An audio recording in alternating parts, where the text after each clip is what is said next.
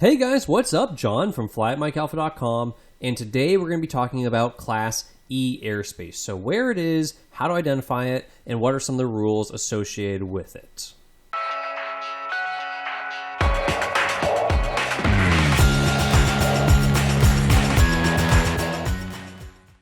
So, Class E airspace, think about E, everywhere. Everywhere airspace. It's everywhere you go, you're going to encounter Class E airspace.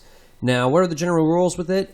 General rules of thumb I want you to think of is Class E airspace starts from 1,200 feet on up to flight level 180. That's where all the airspace stops anyways, and it becomes Class A airspace. So, Class E airspace is everywhere from 1,200 feet on up to flight level 180. Now, there's a couple places that it will be brought down lower than that. And let's go ahead and take a look at those spots. So, when we look at a sectional chart with a legend, we're going to see on the legend here, this magenta vignette denotes Class E airspace with a floor 700 feet above the surface that laterally abuts Class G airspace.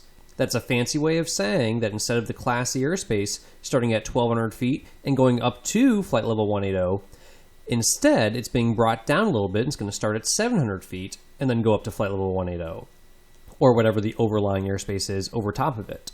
So, when we see this magenta vignette around Venice, what it's ultimately saying is, yes, Class E airspace out here starts at 1,200 feet, but in here, closer to Venice, it gets brought down a notch to 700 feet. Now, why is that? Well, Class E airspace requires you to have better visibility and better cloud clearance requirements to go flying in it. And if you want to go flying in it in IFR conditions, you're going to have to talk to air traffic control. Although there's no control tower at an airport like Venice, there's still a control tower somewhere, approach control or center or someone, that's going to control the echo airspace for IFR aircraft. Now, most of the time you're flying VFR, and as a private pilot you will be, so we're going to kind of ignore that a little bit. Ultimately, for Class E airspace, it is controlled airspace, but you do not need a clearance or you do not need to talk to anyone to go into it. There's not really even any equipment requirements. Like, you don't need a transponder to go fly through Class E airspace. So, the purpose of that airspace, the purpose of all airspace really, to remember this, is going to be to keep IFR aircraft and VFR aircraft separate. Keep the guys who can see separate from the guys who can't see. Make sure that you don't run into each other. So the purpose of airspace is just to make sure airplanes don't hit each other, especially when they can't see each other, like flying through clouds or low visibility. So the purpose of putting Class E airspace around an airport is because there's going to be some IFR traffic arriving there, and on a bad weather day, they don't want you going flying in your Piper Cub in Class G airspace doing pattern work at 1,000 feet with 1 mile visibility and remaining clear of clouds when a jet could pop out of the cloud all of a sudden. You wouldn't really have time to avoid them. They want you to be in Class E airspace if you're in the pattern at 1,000 feet. And then you'll be doing pattern work and you should have at least 3 miles visibility and have cloud clearance being 500 feet below the clouds, being 1,000 feet above them, or 2,000 feet horizontally. That's your Class E airspace cloud clearance requirements, and we're going to detail those in our lesson on Class E airspace on the site. Now, other random things, and it's a little redundant here, but we have these things called Victor Airways. So Victor Airways are these blue little airways on the chart. They're like highways in the sky.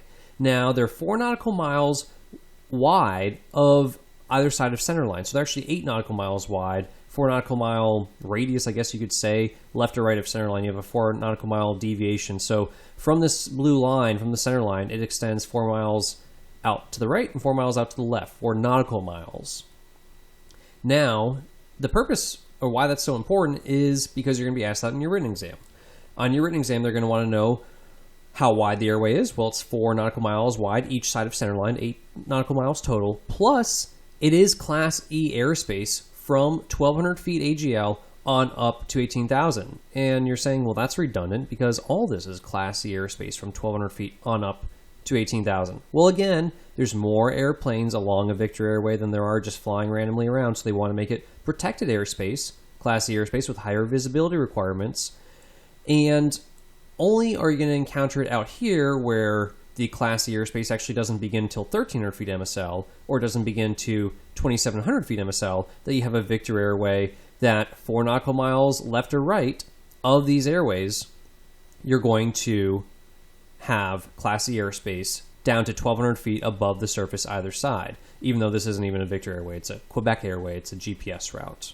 Now there's another way on the chart they like to denote echo airspace, and that's rather than bringing it from 1,200 feet down to 700 like they do around Venice, they want to bring it all the way down to the surface. They want to give really good protection to aircraft arriving under instrument flight rules that can't see where they're going through the clouds. Now, how do they do this? Well, they'll do it with a dash magenta line. We can go back to our legend and we'll see that here, dash magenta line is Class E airspace from the surface. So, when we go back to our chart, we can see that around Punta Gorda, they have Delta airspace from the surface on up to 2,500 feet MSL. They also have Class E airspace that goes down to the surface. Out here, it's only from 700 feet on up to flight level 180. Here, it's from the surface on up to flight level 180. Now, why is that? Well, they do that because they want to protect the arrival corridor for airplanes landing on this runway here, landing on runway 22. So since they're going to be landing on an ILS and coming down lower, lower, lower, lower, they want the airspace to go lower and lower to protect those aircraft coming in. Now, why don't they do that over here? Well, because no one's really coming in down low in a straight line approaching the airport. If they're going to approach the airport from the side, they'd be coming in at a higher altitude and then descending down lower once they're closer to the airport, and they'd be protected by the Delta airspace or by the Class E airspace down to 700 feet that starts out here. So let's look at an airport that has just Class E airspace down to the surface. Well, Dade Collier is a good candidate right here. We've got, out here, is Class E airspace, 1,200 feet on up to 18,000, or 17,999, on up to flight level 180. Then it steps down to 700 feet on up to flight level 180. And then it steps down from the surface all the way straight up. Why do they do this? Well, they have instrument approaches coming in from the east and from the west. And you're saying, well, why not just make this a square then, or a rectangular Class E airspace? Why is it round? Well, those approaches, say if you're coming in from the west and you're approaching to the east, you might be doing a circle to land approach. You might be coming in from the west, but visually identifying the runway and then circling around and turning in. And why is it such a big area that needs protecting? Well, a lot of jets use this airport. It's a 10,500 foot long runway. It's in the middle of nowhere, but it's a great training airport for jet pilots. And so since they're moving fast, they make big, wide turns, and they need a big area of protected airspace. So it's not just for straight-in approaches that they'll give you the rectangle. Sometimes they'll also make a circle area protecting that airspace for circling approaches when guys are flying around at high speed. And they want to make sure, again, good visibility. So Class E airspace out here goes from 1,200 feet on up to 17,999, flight level 180. Over here, 700 feet on up to 17,999. From here, surface on up to 17,999. Now, how about where Class E airspace gets kind of thrown into the mix of a Class C airport? So here, for example, we have aircraft that are approaching to land on runway 32 into Sarasota, and aircraft that are approaching to land onto runway 14 into Sarasota. And you can see that, yes, they've got Class C airspace that protects the area. They've got the Class E airspace, 700 feet on up, that protects it, so you can't get any closer. If you're at 1,000 feet, you could duck under the Class C, but if you're at 1,000 feet, you can't duck into here and stay in Class G airspace. You'd be in Class E at that point. You need higher visibility requirements getting closer. And if you want to fly here, say the weather's only 2 miles and you're dodging clouds, you couldn't go into this area because you'd be in Class E airspace. If you're at, say, 600 feet, 2 miles visibility and dodging clouds, you could be down here. You couldn't go into that area. Now you're saying, why is this box offset from the area or from the extended center line of the runway? Shouldn't it be more out this way? Well, interestingly enough, straight-in approaches are protected well enough by just the regular Class C and Class E airspace out here. Why they have this Class E down to the surface, and this is more of an instrument pilot thing, so don't spend too much time worrying about it, but it's a VOR approach. The approach is not lined up directly with the center of the runway. The aircraft actually approach off from the side, avoiding obstacles that are over land. And that's why when they're approaching off from the side and they're coming down to a low altitude here, they need to be protected and within Class E airspace as they descend down, getting closer to the airport.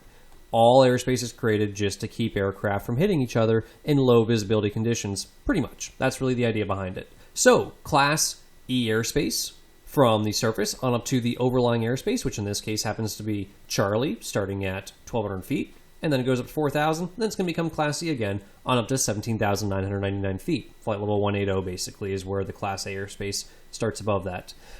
Not that 1 foot makes a difference. I keep saying this, and you're wondering why is he so obsessed with saying 17,999 rather than just 18,000. What does 1 foot make a difference? My airplane is more than a foot tall anyways. How could I possibly fly at just 17,999 feet? Well, they've got to make the cutoff somewhere, and although it's not that important, it's just a foot, it's important for your written exam, because on the written exam they're going to give you the options of 18,000 or 17,999, and you need to know which one to check. So just remember that Class A airspace starts at flight level 180, 18,000, and E Airspace is only going to go up to 17,999. That's basically all I got for you guys for Class E airspace. If you have any questions at all, leave them in the comments below. I know airspace can be a little complex, and if you're still struggling, still having questions, go ahead and check out our airspace course on flyatmikealpha.com. Go ahead and sign up for it. At the end of it, you're going to understand airspace a whole lot better. You'll get a certificate of completion. You'll earn points towards redeeming for free gear on our website on flyatmikealpha.com. It's an awesome course. Definitely make sure you check it out. If you haven't already checked out our Private Pilot Ground School, go ahead and check that out on there too, along with all of our other free courses. They're all really great, really informative, and help to make you a better, safer pilot. Make sure you give us a thumbs up, like our video, subscribe to our YouTube channel to keep up with our latest videos. As always, guys, if you cannot fly every day, then fly at mikealpha.com. We will see y'all next time.